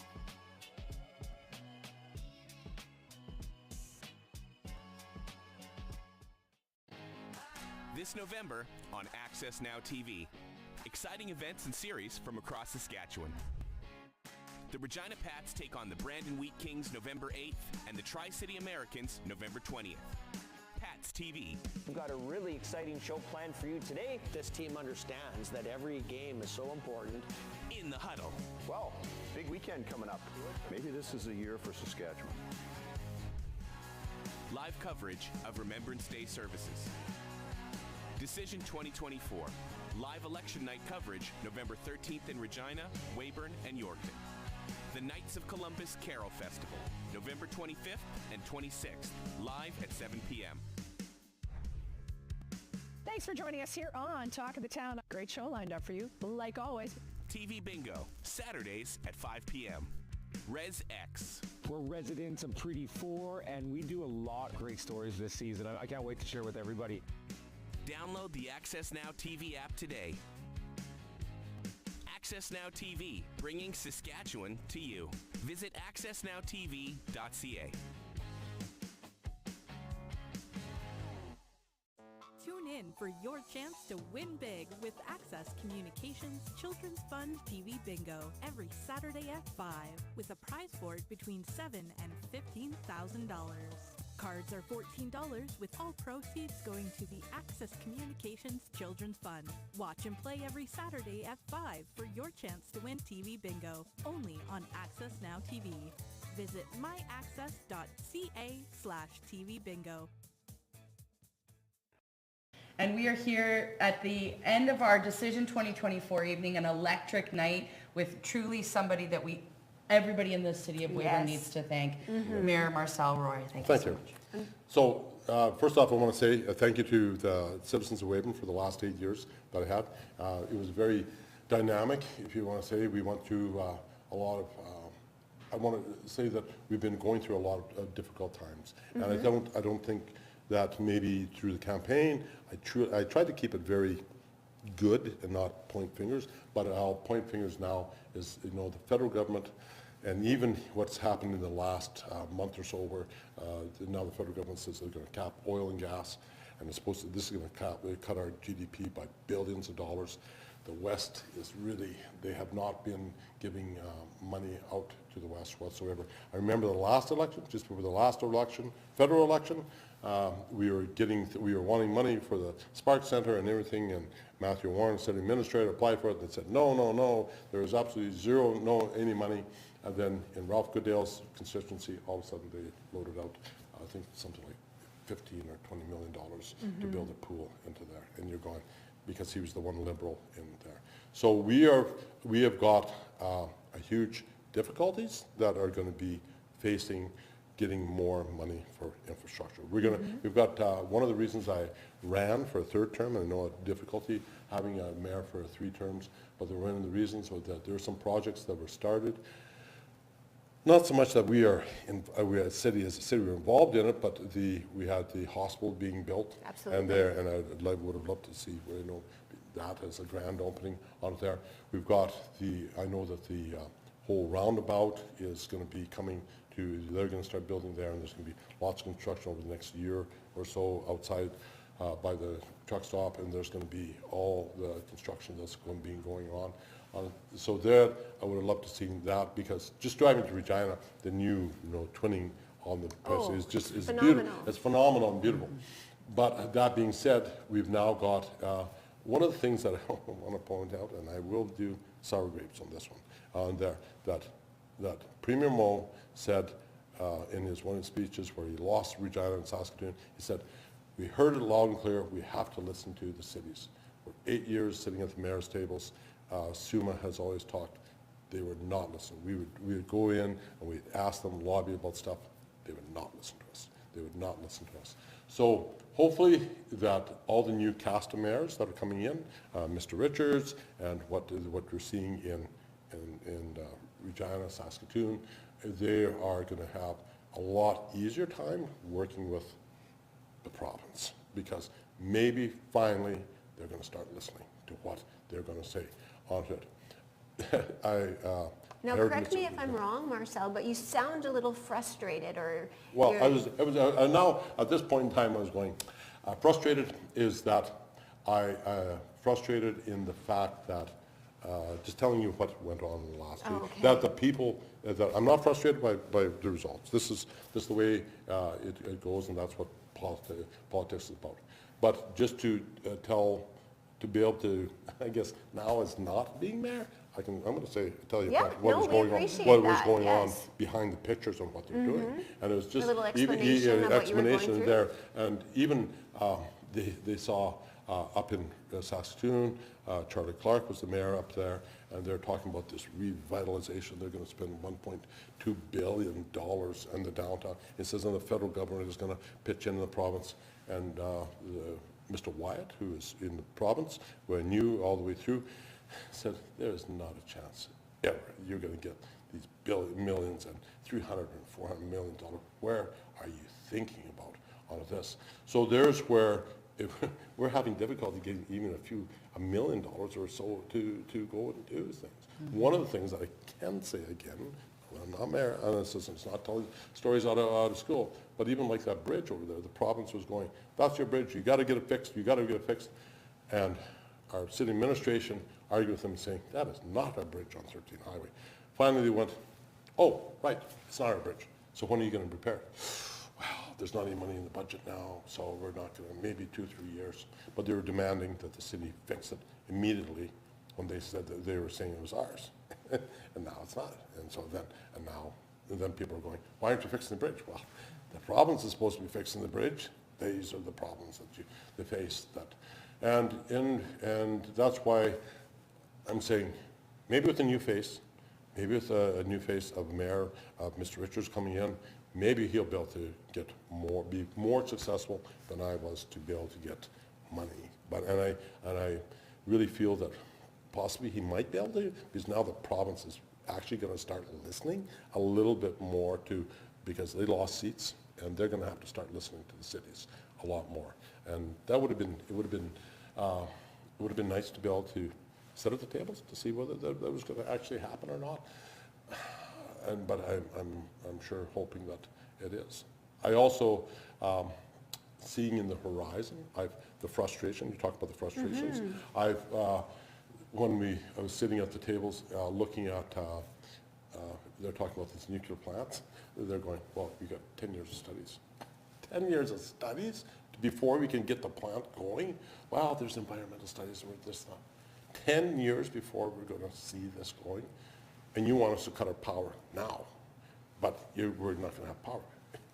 Cheap power is what drives an economy. Expensive power, no power is not going to do it. And we were already risking brownouts in some of the winters. We're lucky we didn't have really super cold winters with the power that we've got, and let alone start going that we're not going to get nuclear power until, and they're going, wow, it's going to be billions of dollars, and how they switched, and they changed, and there's no real, they keep changing every time they meet with them, they're changing direction as to it. And the biggest thing that I find, again, as you said, frustration. Yes, I saw the frustration. And in a way, it's going, this was good. Because again, it's not, sorry. Possibly a new face of mayors coming in will change and give it change, and new players in the game, and maybe we'll see where it is. But until we get a change of federal government, there is a lot of difficulties for the West, absolute difficulties for the West. They are, and like, especially when people say, what is the next thing? I'm going to continue on and do, hopefully, expand in more venues into the oil and gas. This is an oil and gas region. The West is always oil and gas, is always potash. And there's just this huge move of Well, let's talk a little bit about that, Marcel. What does your new normal look like? Well, I don't know what my new normal. What are you excited about? Well, I said I haven't. I will wake up tomorrow morning and clean things out of the office. And the new normal will be that it is now not any of my responsibilities for any of the complaints about any of the streets and roads and everything. We made some great progress. I mean, there was Let's talk a little bit about that. What are you excited about? Well, the pothole machine, it was very good the way it was. The pothole machine we had wasn't working quite good because we had to keep on bringing hot asphalt. The new pothole one actually infuses, the heats up and infuses, and if you've seen around town, it actually infuses. So these potholes, once they're repaired, they should be done. And that was really great. And I always looked, I know people would drive past and some of them would be sitting, waiting. Well, it takes time to do it. And they, again, not quite understanding the process. But it was a fabulous thing that moved forward. We've got that number one is all, the First Avenue was all completed. Yes. And there's the Spark Center was a part of the projects. And you talked about having community involvement within the whole Spark Center. That was community involvement, because I remember when we were there talking about the design, we put it up on the walls and all the user groups put what they want, and we got what it was really good. And we came in within the budget and we figured out what we were going to do and how we were going to do things, and we looked at how the other cities had issues and problems with, and we tried to make sure we're not going to have these problems and correct them. So that was fabulous on that. There's a lot of the, I think Dr. Corrigan had talked about where a lot of the stuff was stuff that people really didn't see that was going on, but we changed lift stations. We got a lot of underground water lines changed, which, when it gets down to, one of my last meetings that I was at with the mayors, the one mayor spoke up from Belford, spoke up and said, we're talking about the 9 of the 10 things are province problems. Why are we talking about this? We are about streets, roads, sidewalks, and recreation facilities. Why are we talking about this stuff? We're talking about all this other stuff, and they were talking about homelessness and addictions and all this stuff. That is not our purview. And there's very my wisdom, if you want to talk about it, to the next council coming up is, don't get sucked into that. Just make sure, remember years or years ago. How do you not, Marcel? You sound quite frustrated, like it is a big impacting you a lot. How would you recommend not getting into that? Because, again, it goes back to the province not doing what they're doing. Okay, what they're supposed so you to feel do. like you don't have a voice, maybe? Oh, there was absolutely no voice. Then you saw the big city mayors. I could understand where these people had all the homeless on the streets and people around, and you're just going, but that is not our social problem. That is not a social problem. If you look back in history, what happened, that a lot of the people who are these really staggering people with drug addiction problems and that, there was institutions that were there, and they should have been institutionalized because they're not functioning. They're in a non-functional state, and they say don't talk to them that way. But there's some of them, yes, some of them can come back and they're a great thing. But there's other ones where they're not functioning and they're living homeless out in the street. So you felt a lot of those issues that were being brought up at those meetings that necessarily weren't something that you could come back to our community and necessarily make a difference. Really no, you can't make a difference because it always comes down to money. One of the things I found a book when I was at the City Hall, and Isabel Butters, one of the past mayors, had talked about our influence past. She said, what she told me, she said, we were only like 20%. There's all the taxes I had to pay in our city was 20%. The government grants gave everything. And as near the year's end, there was 40% was gone.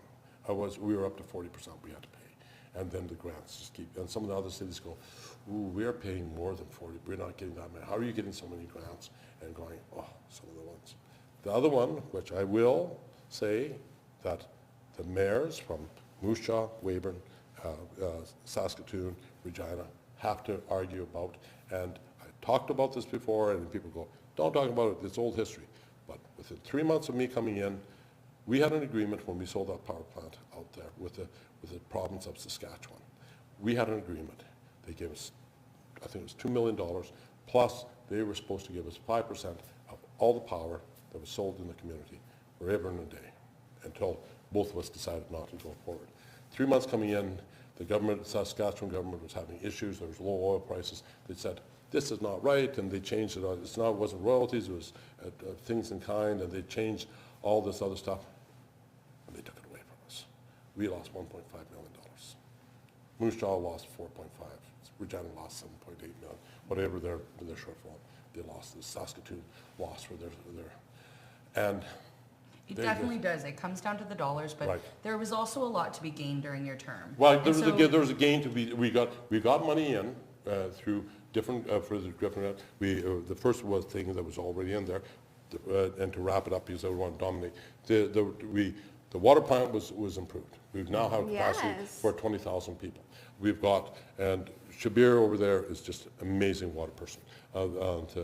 We've got the Spark Center was improved onto there. We've moved forward with a lot of the roads and the infrastructure. It did take, and again, like Mr. Corrigan talked about how there was this, it takes time to go, and we were delaying all this stuff. Next year, there's supposed to be, government road is going to be taken, and that's if the government sticks with what their plans are. And those are moving targets all the time as to how the budgets are going. And so there's lots to be gained all the way through on that. And we've also set up a lot of policies and procedures that were changed around that were set so that they can move forward. And things are all there. And one of the best things that we did was, and when I talked about that on the campaign, I was saying we have to have our, as soon as the first thing they're going to do, we've got to get this budget set, because the budget has to go. And they were able to start doing budget in January, and put RFPs out, and we were first in line, and the people were hungry for contracts, and they gave us better prices, and we were able to get a lot better. And so that helped, as opposed to waiting until the final provincial budget came out in June, and then half the time work wasn't getting done and everything. The engineering changed the theories. Two things that they changed, and it was kind of throughout the whole province. That was the same thing. Let's repair the water and sewer before we repair the road, before we start doing the roads. Because we're not going to fix the roads and then tear them up a year later and patch them. So we've been doing that, and they're also milling them down as opposed to just putting subsurface over top. So we did some really good things. And so there was a lot of change of differences of how we did business within the city. And those are the accomplishments that it's very good. And we've got things going. We've got lights downtown. When I came in, there was no lights for years down there. We've got city lights, street lights downtown.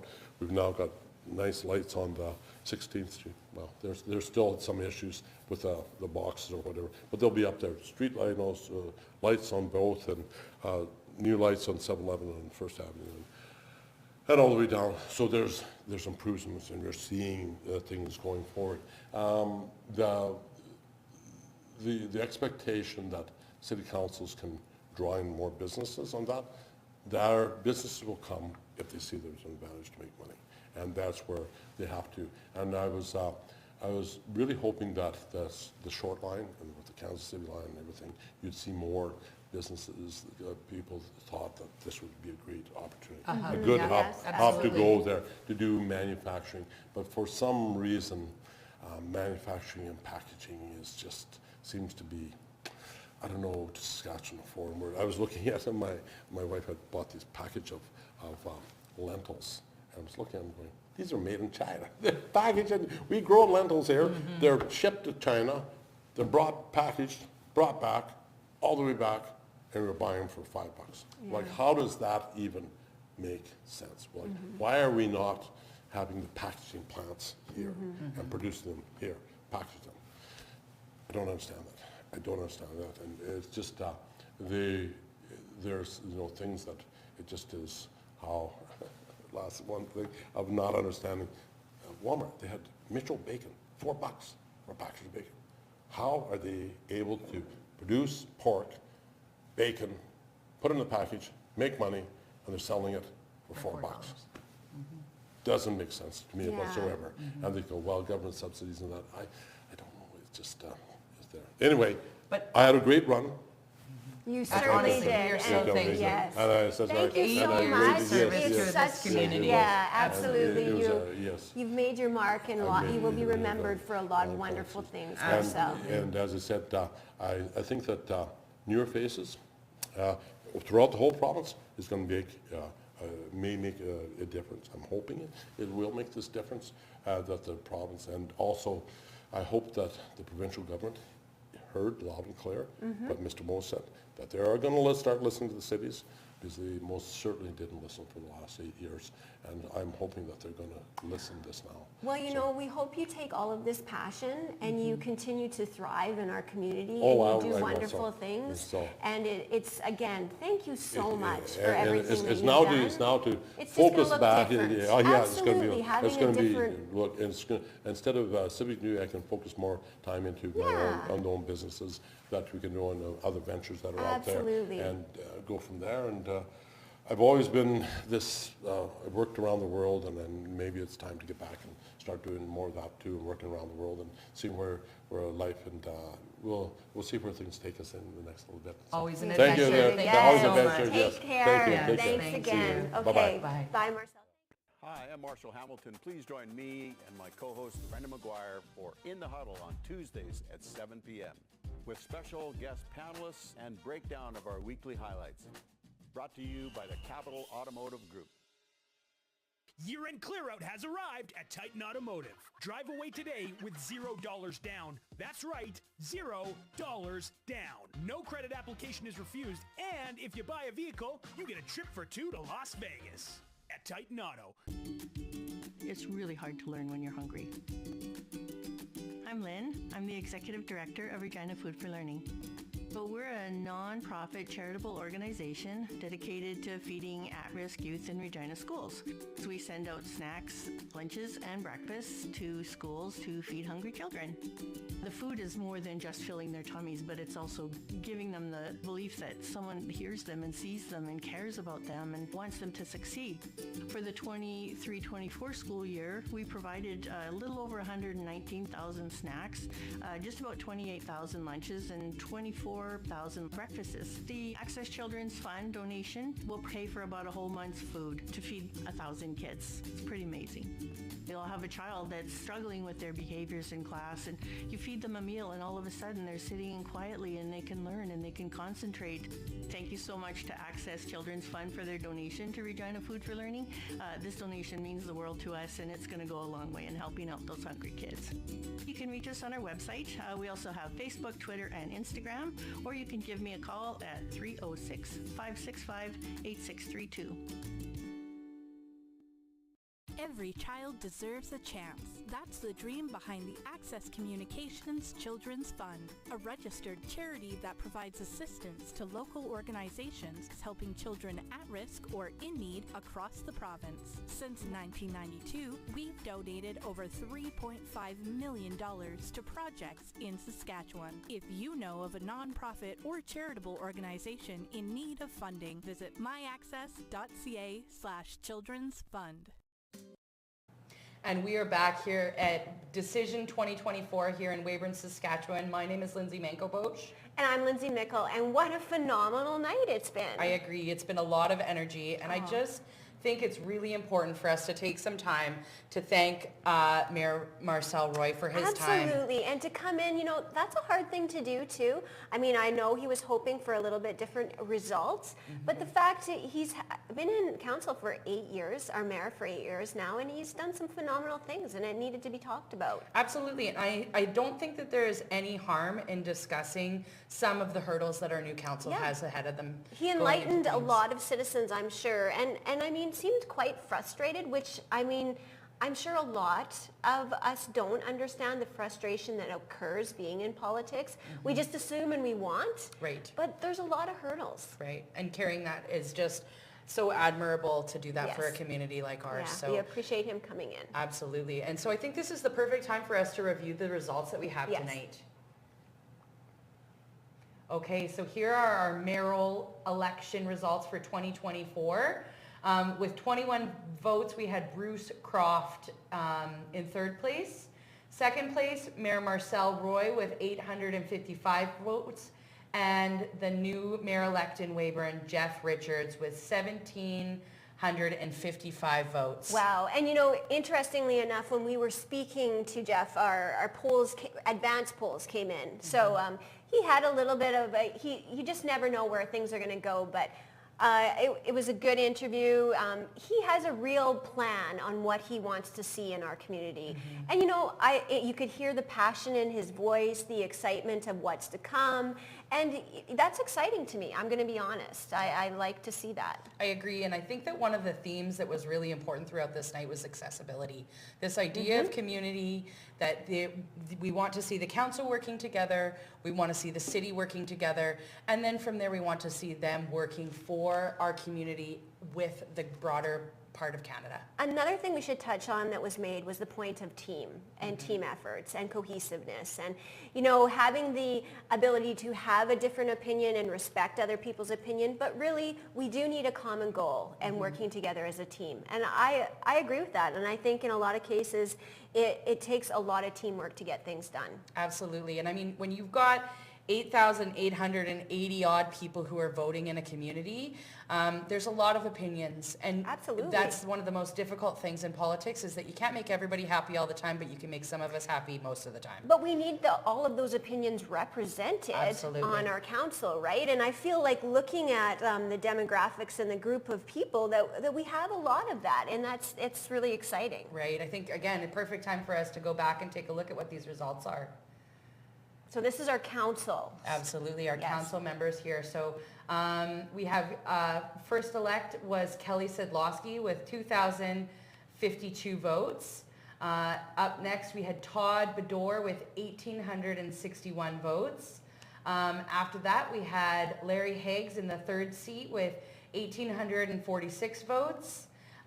Next up, fourth was Laura with 1,808 votes. Ryan Jenke with 1,783 votes, and John Corrigan here with 1,574 votes. Also, very important to mention here, we have Dana Pretzer with 1,125 for votes, and Lori Weiberg with 1,056. So honestly, look at that graph. Very close race. Absolutely, yeah. Those top six, it was a phenomenal race. And so exciting, like we spoke about most of the night, how many voters that we had out, the excitement that around our community, having the people to come out and make the vote. We've got some exciting changes coming. Yep, I agree. I think that there's a lot of opportunity in this opportunity city for us. I couldn't agree more, and I'm excited to see it. And Speaking of some of those opportunities, over the next 100 days, Jeff talked about how they're working on team and how, as citizens, we can contact these representatives. Absolutely. Like they said, on our website, our Weyburn website, they have a phone number for each of our council people. If you've got an issue, they spoke again of the only way they can talk about the issue and change anything is if they hear your voice. That's what your counselors are there for, is you need to call in and you need to talk to them. So if you have a problem and you have an issue, call them. That's what they're there for. They're your voice. Absolutely. And I think like it's important to recognize that we have 180 odd employees with the city of Weyburn. That is a large portion of our township or our city, and there are so many different services and moving parts to this massive wheel. We have administration, we have building, we have engineering, we have finance, we've got fire, human resources, leisure, planning and development, police, public works, parks and recreation, water treatment. All of these different moving parts are so important, and how they can come together as a team is really going to bring us into the next 4 years in a positive way. It starts with good leadership.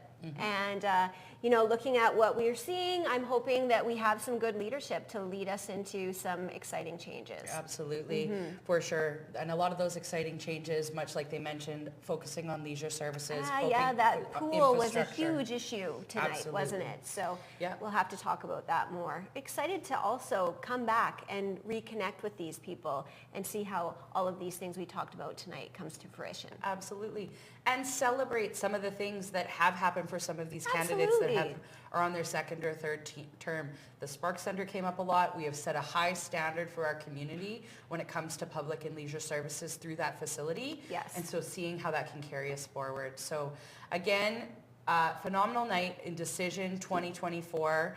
I want to thank you as my co-host here. Thank you, Lindsay. This has been, like I said, a very, like you said, phenomenal night. Absolutely. Very Thank you, enlightening. everybody who came out to be a part of it. And thank you to the community of Weyburn. We can't do it without you, and democracy is alive and well. Good night. If you'd like to share your feedback on the program you just watched, contact us today